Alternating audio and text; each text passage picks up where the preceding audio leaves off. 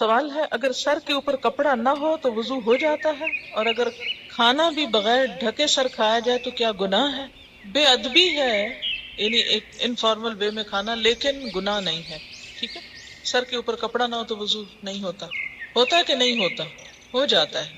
اونٹ کا گوشت کھا کر وضو کرنے کا حکم اس لیے دیا گیا کہ اس میں کینا ہوتا ہے، کھا کر سستی ہوتی ہے، اور یہ گوشت ثقیل ہوتا ہے. اس لیے انسان کو نماز کے لیے فریش کرنے کے لیے یہ حکم دیا گیا ہے. ٹھیک ہے، اگر کسی شخص کا وضو بار بار ٹوٹ جائے تو اس کے لیے کیا حکم ہے؟ کیا وہ ہر فرض و سنت نماز کے لیے وضو الگ کرے؟ کیونکہ اکثر ایسا ہوتا ہے. دیکھیے، ایک ہے اکثر ایسا ہو جانا یا کبھی کبھار ایسا ہو جانا تو دوبارہ وضو کرنا پڑے گا. لیکن ایک ایسی بیماری ہوتی ہے کہ جس میں انتڑیوں کی خرابی کی وجہ سے، انٹسٹائن کے پرابلم کی وجہ سے بعض لوگوں کے بارے میں آتا ہے کہ ان کو ایسی تکلیف ہو جاتی ہے. میں نے کسی ڈاکٹر سے کنسلٹ کیا تھا کیونکہ اکثر لوگ ایسا مسئلہ پوچھنے کو آتے ہیں. تو وہ جو ایسا پرابلم ہو، جو ایک بیماری ہو، تو اس میں اگر ایک رکعت کی دیر بھی نہیں کسی کا وضو رہتا تو اس میں کیا ہے کہ انسان، یا یہ کہ کسی کو وہم ہی لاحق رہتا ہے، تو ایک دفعہ وضو کر کے ایک نماز اس سے پڑھ لے. لیکن کبھی کبھار ایسا ہو جانا یا دن کی 5 نمازوں میں سے 1-2 میں ایسی کوئی تکلیف ہو جانا، تو اس کے لیے یہ حکم نہیں ہے. اس کے لیے حکم یہ ہے کہ آپ اپنے کھانے کی ہیبٹس درست رکھیں، وقت پر کھائیں، صحیح خوراک کھائیں، تو آپ کو وضو کا مسئلہ نہیں ہوگا. ایسی چیزیں مت کھائیں جن کے بارے میں آپ کو پتا ہے کہ آپ کو ان سے الرجی ہے اور سٹمک اپسیٹ ہوتا ہے یا آپ کے وضو میں پرابلم ہوتا ہے. یہ ہر شخص اپنی عادت خود جانتا ہے، اور دین کی حفاظت، نمازوں کی، وضو کی، ان سب چیزوں کی ہماری ذمہ داری ہے. اسی لیے آپ دیکھیں کہ دین صرف چند خانوں میں نہیں بانٹ سکتے، وہ پوری زندگی کا ایک حصہ بن جاتا ہے. لوگ یہ بھی روایت کرتے ہیں کہ جب تک وضو کا پانی جسم پر لگا رہتا ہے ثواب ملتا رہتا ہے. مجھے تو ایسی کسی روایت کا معلوم نہیں ہے. کیا ناک میں پانی چڑھانا فرض میں آتا ہے؟ کس میں آتا ہے؟ سنت ہے، اور زیادہ اوپر تک لے جانا سنت ہے، پسندیدہ ہے. اگر کوئی نہ لے جا سکے اور خطرہ ہو کہ وہ سانس کی نالی میں چلا جائے گا، اتنا ہی چڑھا بیٹھے اور غوطہ کھا جائے، کیونکہ جب پریکٹس نہیں ہوتی تو مشکل ہوتا ہے. لیکن اس کا یہ مطلب نہیں کہ ناک کو صرف ٹچ کرے پانی آپ کا، اس پانی کو کچھ نہ کچھ اندر جانا چاہیے تاکہ اندر کے جرمز اور میل کچیل باہر آئے. اگر قرآن پڑھتے پڑھتے وضو باقی نہ رہے تو کیا قرآن پڑھ سکتے ہیں یا دوبارہ وضو کرنا ہو؟ ابھی جو ہم نے مسئلہ پڑھا ہے اس میں کیا آتا ہے کہ آپ پڑھ سکتے ہیں قرآن پاک، حرج نہیں ہے. تحیۃ الوضو کیسے پڑھتے ہیں؟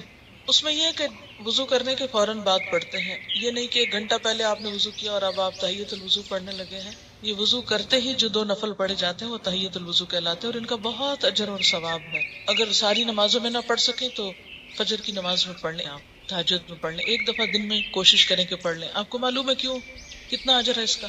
حضرت بلال والی حدیث یاد کر لیں کہ آپ صلی اللہ علیہ وسلم نے فرمایا کہ میں نے تمہارے قدموں کی چاپ جنت میں اپنے آگے آگے سنی، تو تم کون سا ایسا عمل کرتے ہو؟ تو انہوں نے کہا کہ آپ کو معلوم ہو ہی گیا تو میں بتا دیتا ہوں کہ جب میں وضو کرتا تو میں 2 نفل نماز پڑھ لیتا ہوں. تو اب ہم جب تو نہیں پڑھ سکتے تو کبھی تو دن میں کوشش کریں 1 دفعہ ہو جائے، اگر ہر دفعہ ممکن نہیں، لیکن وہ بھی اسی وقت ہو سکتا ہے نا جب آپ کے پاس وقت ہو. دن میں تو لوگ آپ کو وقت نہیں دیں گے، لیکن فجر سے پہلے اگر آپ وقت پہ اٹھیں تو پڑھ سکتے ہیں، یا پھر تہجد کے وقت میں. کیا پیاز کھانے سے یا لہسن کھانے سے وضو ٹوٹ جاتا ہے؟ بتائیے. نہیں، کچھ بھی کھانے سے وضو نہیں ٹوٹتا، یہ بھی یاد رکھیے، سوائے اس کے کہ گوشت اونٹ کا گوشت ہو، اور وہ آپ کھاتے ہی نہیں ہیں. کیا عورت کے زیر ناف بال صاف کرنے کے لیے ریزر یا کینچی کا استعمال کرنا منع ہے؟ اگر کسی عورت کو کریم سے الرجی ہوتی ہو تو وہ کیا کرے؟ ایسا کچھ بھی منع نہیں ہے. یہ بالکل من گھڑت بات ہے کہ جنازہ بھاری ہو جاتا ہے لوہا لگانے سے. ریزر استعمال کریں، کوئی بھی ایسی چیز استعمال کریں. بلکہ میں سمجھتی ہوں کہ کریمز کی نسبت زیادہ بہتر ہے، کہ کریمز میں بعض اوقات ایسے کیمیکلز ہو سکتے ہیں کہ جو آپ کی سکن کے لیے بہتر نہ ہو. آپ کو پتہ ہے حدیث میں کیا الفاظ آتے ہیں؟ میں نے آپ کو پہلے بھی سنائے تھے، حلق الآن و نطف الابط. ابھی بھی یہ لفظ گزرے ہیں، نطف الابط.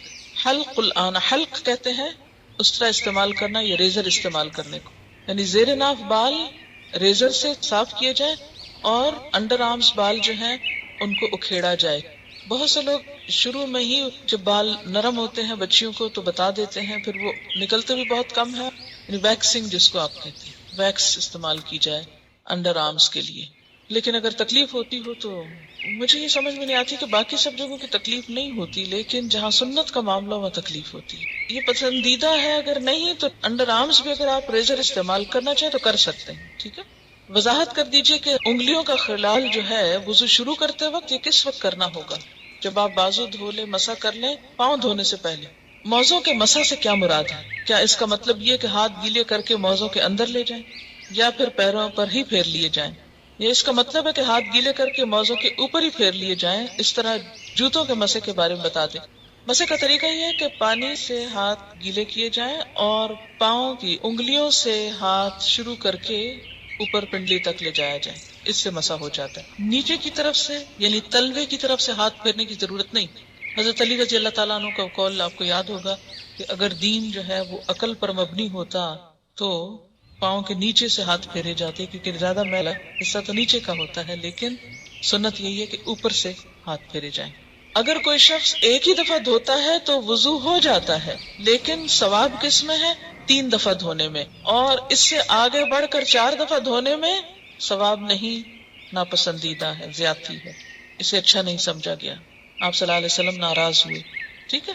لیکن اگر جیسے صابن وغیرہ لگا دیا ہے تو پہلے آپ صابن اتارنے کو الگ سے دھو لیں، لیکن وضو کی نیت سے 3 ہی دفعہ دھویں، اس سے زیادہ نہیں دھویں، ٹھیک ہے۔ اگر ہم سفر کر رہے ہوں، وضو قائم ہو، راستے میں نماز کا وقت ہو جائے، ایسے حالت میں اگر ویٹ ڈسچارج ہو جائے تو کیا کیا جائے؟ کیونکہ عموماً سفر کے دوران واش رومز اویلیبل نہیں ہوتے، استنجا کس طرح کیا جائے؟ کیا ایسی صورت میں صرف وضو کر کے نماز پڑھ لیں؟ اگر تو وہاں واش روم ہے تو خود کو صاف کر لیں، اگر واقعی نہیں ہے کوئی چیز ایسی تو وضو کر کے نماز پڑھ لیں، جہاں موقع آئے وہاں استنجا کر لیں۔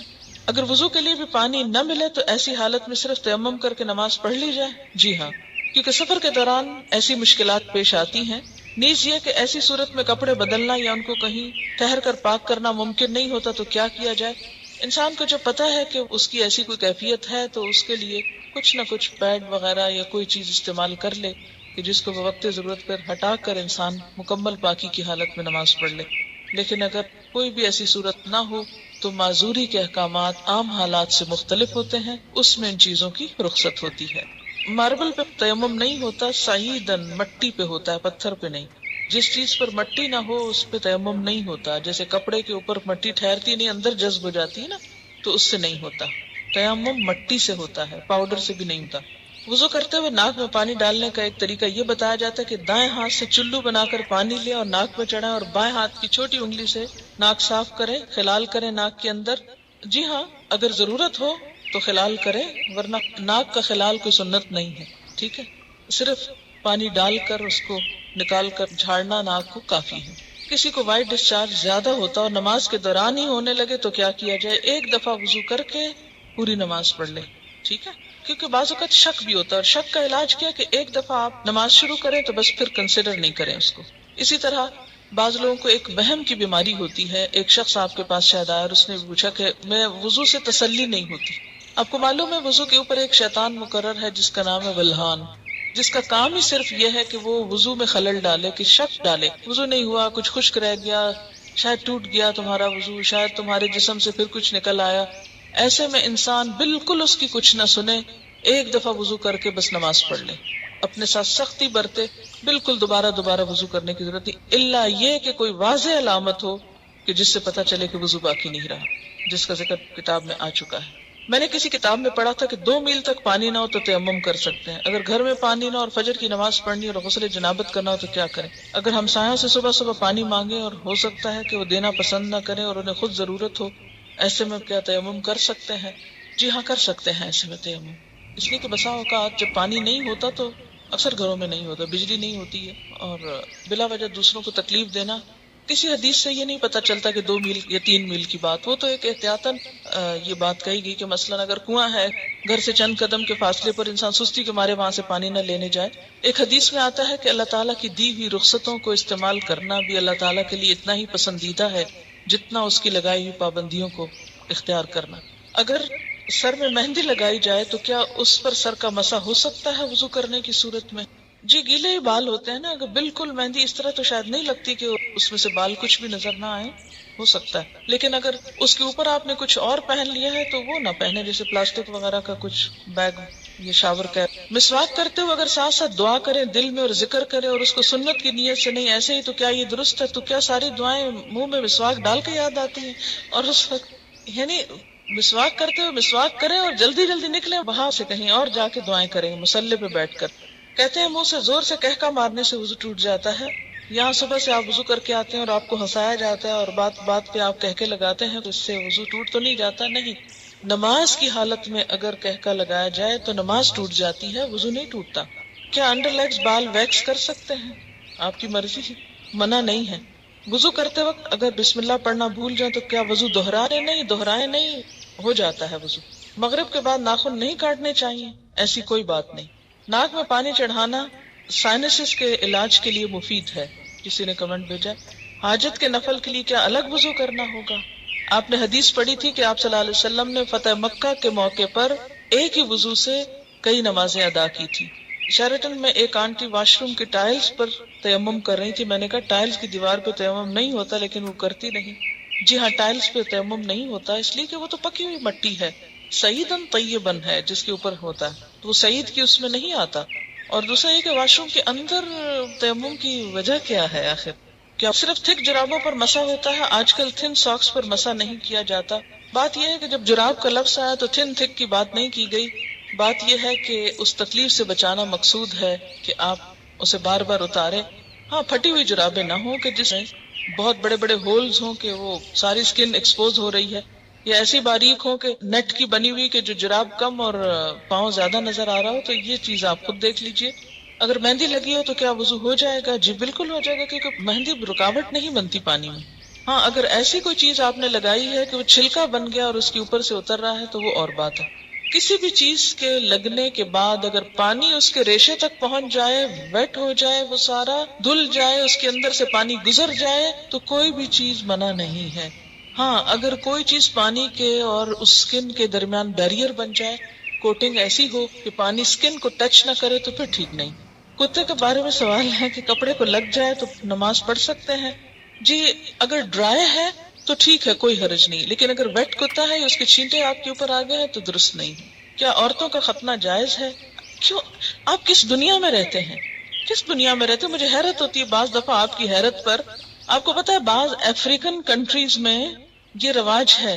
اس میں آپ دیکھیں کہ یہ ان کا ایک لوکل رواج ہے. اسلام نے عورت کے ختنے کا حکم نہیں دیا ہوا. یاد رکھیے، کسی حدیث میں عورت کے ختنے کی بات نہیں آتی، مردوں کے ختنے کی بات آتی ہے، اور ان کے لیے تو پروو ہو چکا ہے کہ ان کی صحت کے لیے ضروری ہے. لیکن اگر کسی خاص علاقے میں یا کسی خاص کلٹ میں ایسی کوئی چیز ہے تو وہ ان کا لوکل کلچر ہے. It's nothing to do with Islam. اور اس پہ بہت پروپیگنڈا بھی ہو رہا ہے، آپ کو پتا ہے.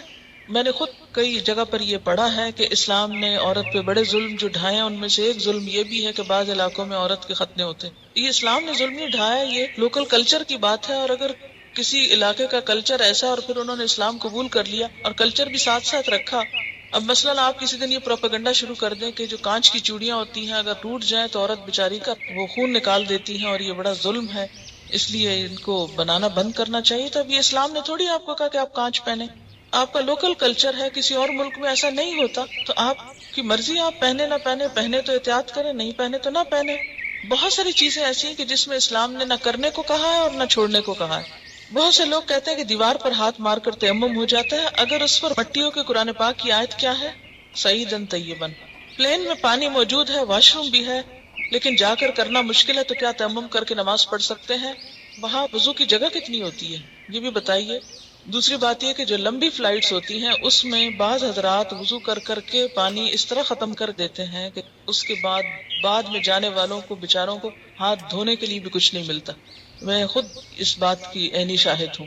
اس لیے جہاں پانی صرف وقتی استعمال کے لیے رکھا گیا ہو وہاں آپ اس سے زیادہ استعمال کر کے دوسروں کا حق نہ مارے. ہاں، آپ پوچھ لیں جہاز والوں سے کہ اس میں 300 لوگوں کے وضو کا اہتمام ہے تو ٹھیک ہے، کر لیں. اگر غسل کرنے کے بعد استنجا کیا جائے تو کیا وضو قائم رہے گا؟ نہیں. اگر صابن لگاتے ہوئے یا ویسے دوبارہ انسان کا ہاتھ ایسی جگہ کو چھو جائے کہ جس کے چھونے سے وضو ٹوٹ جاتا ہے تو غسل کے بعد پھر دوبارہ وضو کرنا ہوگا. کیا وضو کے بغیر حدیث کے ٹیکسٹ کو چھوا جا سکتا ہے؟ چھوا جا سکتا ہے. غسل پاکی میں غراروں کا حکم ہے؟ نہیں، ایسا کوئی حکم نہیں ہے. یعنی کلی کرنا کافی ہے، گلے میں پانی ڈال کے غرارے کرنا ضروری نہیں. کسی نے مسئلہ پوچھا کہ انٹر کورس کے بعد پاک ہو جاتی ہے اور نماز بھی پڑھ لیتی ہے لیکن اس کا ڈسچارج ہوتا رہتا ہے، تو اس صورت میں کیا کریں؟ ایک دفعہ نہانے سے پہلے اپنی طرف سے پوری صفائی کر لی جائے. اگر اس کے بعد کوئی ایسی چیز ہو تو دوبارہ بس وضو ہی کافی. کیا ریزر کا استعمال کر سکتے ہیں؟ جی کر سکتے ہیں. MATTE. یہ کس قسم کی لپسٹک ہوتی ہے؟ صرف لپسٹک ہوتی. کیا اس سے وضو ہو جاتا ہے یا پانی ہونٹوں تک نہ پہنچے گا؟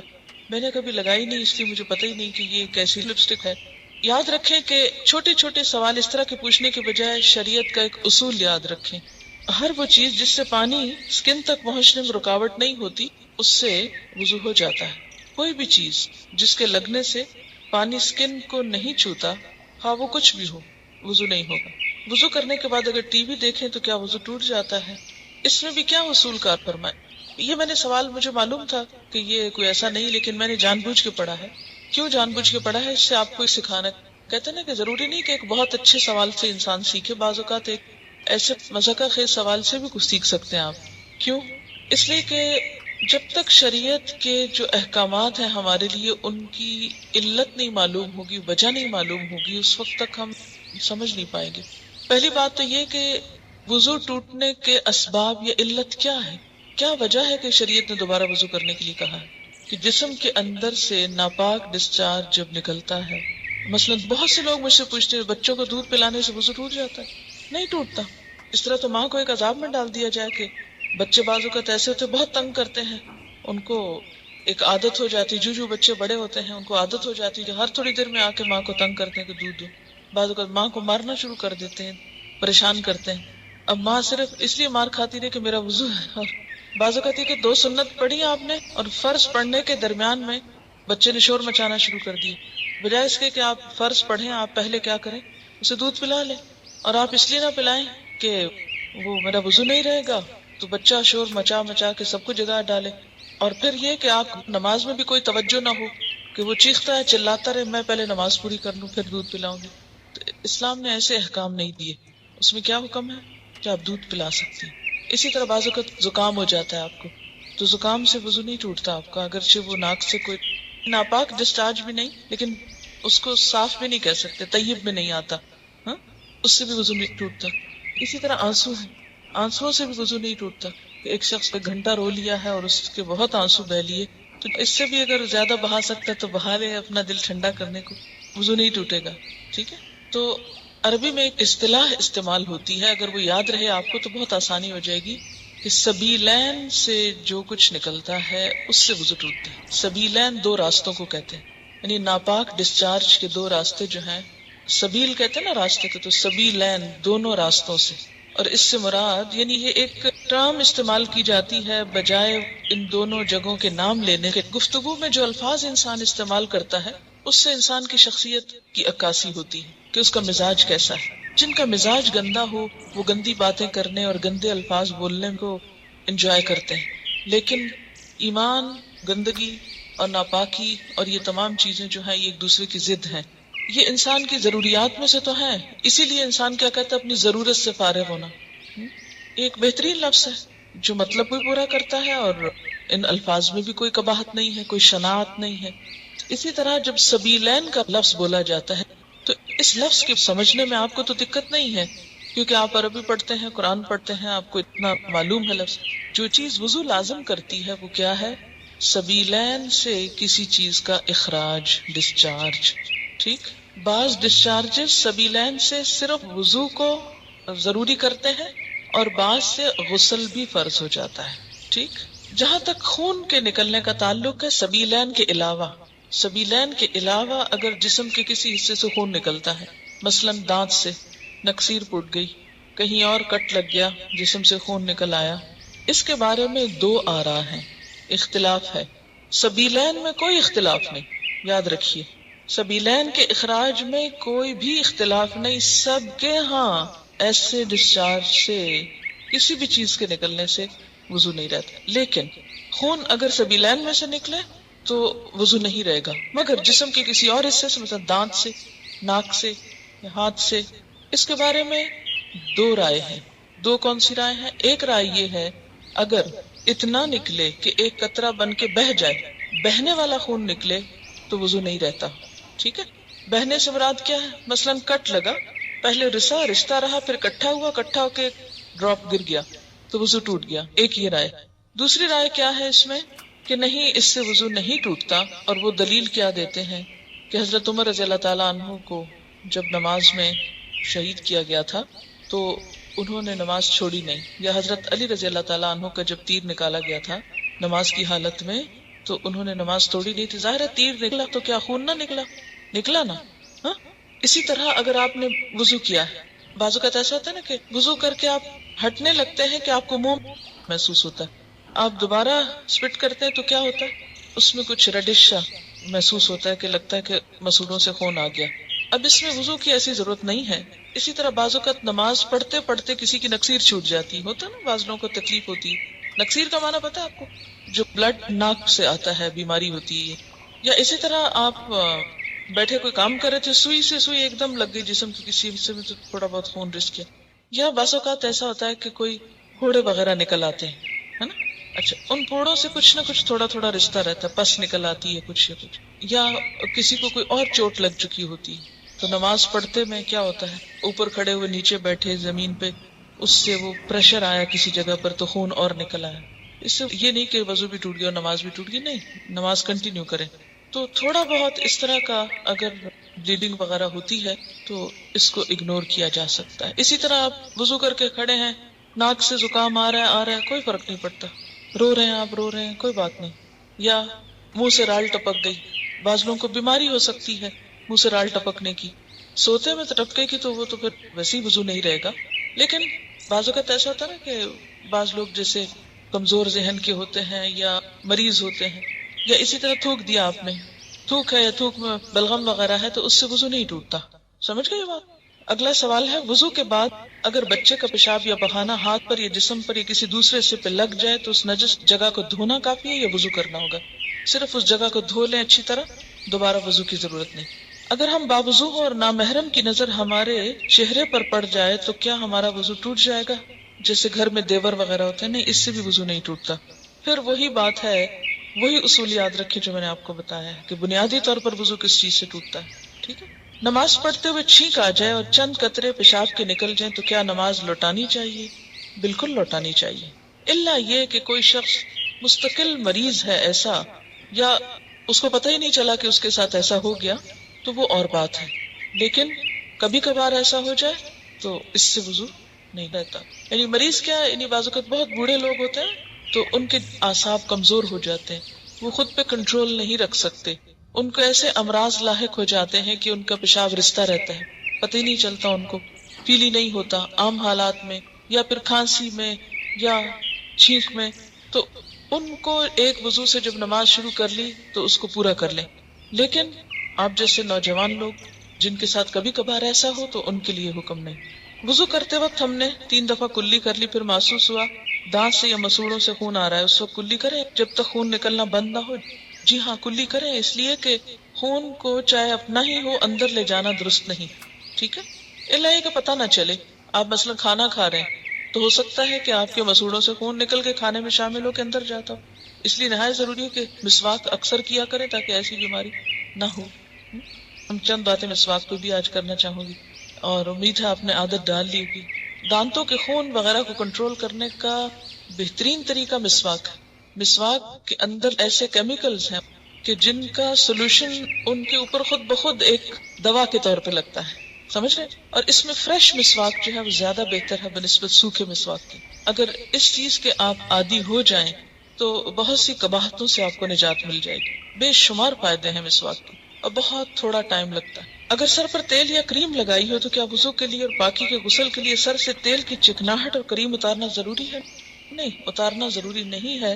مثلا آپ نے سر دھونا چاہا لیکن شیمپو وغیرہ نہیں ہے، یا ہے بھی تو آپ یوز نہیں کرنا چاہتے لیکن تیل لگا ہوا ہے، تو آپ خالی اگر سر کو تر کر لیتے ہیں اور تیل بالوں میں چپکا ہوا تو چپکا رہے، اس سے کوئی فرق نہیں پڑتا. اگر ہم وضو کر چکے ہوں اور جب تک ہم پاؤں دھو رہے ہوں تب تک باقی اعضاء سوکھ جائیں تو اس سے کیا وضو ہوگا؟ وہ کیوں سوکھ جائیں؟ درمیان میں کیا کریں گے آپ؟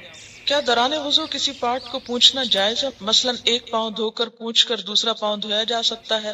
نہیں پوچھنا چاہیے جب تک مکمل وضو نہ ہو جائے، کیونکہ ایک سٹریچ میں وضو ہونا چاہیے. ٹھیک ہے. آپ ایسا کریں کہ پوچھنے کے بجائے جہاں آپ کھڑے وضو کر رہے ہیں وہاں نیچے ٹاول بچھا لیں تاکہ آپ سیدھا پاؤں اس پر رکھ لیں، کیونکہ بعض اوقات جوتا ایسا ہوتا ہے نا کہ جس میں پاؤں گیلا نہیں ڈال سکتے آپ. تو ایک تو گیلے جوتے میں پاؤں ویسے بھی نہیں ڈالنے چاہیے، جوتے کے خراب ہونے کا ڈر ہے. دوسرا یہ ہے کہ چمڑا معلوم نہیں کس کا ہے، کیونکہ آپ کو معلوم ہے کہ جو باہر سے جوتے ملتے ہیں ان کے بارے میں شک ہی رہتا ہے کہ معلوم نہیں کسی ناپاک جانور کا اسکن نہ ہو. کیونکہ اس دفعہ جب میں نے دیکھے کچھ جوتے تو مجھے لوگوں نے کہا کہ نہیں یہ جوتا نہیں خریدے اس لیے کہ یہ پگ کا اسکن ہے. اب مجھے تو پہچان نہیں کیا ہے کیا نہیں، لیکن اگر ایسا ہو بھی سکتا ہے کہ نادانی میں آپ پہنے گیلا جوتا کر کے پاؤں اس میں ڈال لیں، اس کا اثر پاؤں کو لگ جائے، کیا نماز ہوگی. تو گیلے جوتے میں کوشش کریں جب تک پتہ نہ ہو یہ اسکن جو ہے وہ ایسی نہیں.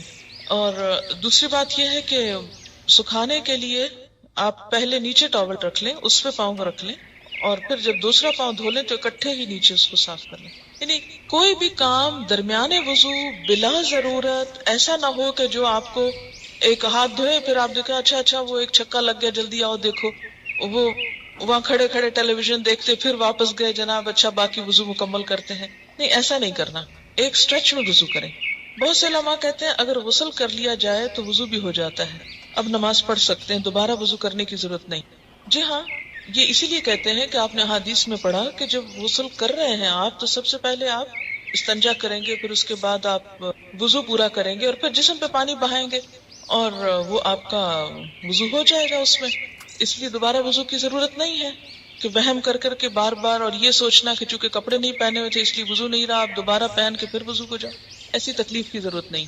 دیکھیے کہ بعض اوقات جسم کے اندر کوئی راڈ وغیرہ ڈالتے ہیں، کوائل ڈالتے ہیں، یہ چیزیں وضو اور غسل میں مانے نہیں ہیں، کیونکہ ہمیں غسل میں چند مخصوص اعضاء کو باہر سے دھونے کا حکم ہے. اندر سے تو کلی کرنا، ناک میں پانی ڈالنا ہے یا مسے میں کان میں ہاتھ ڈالنے ہیں تھوڑی سی.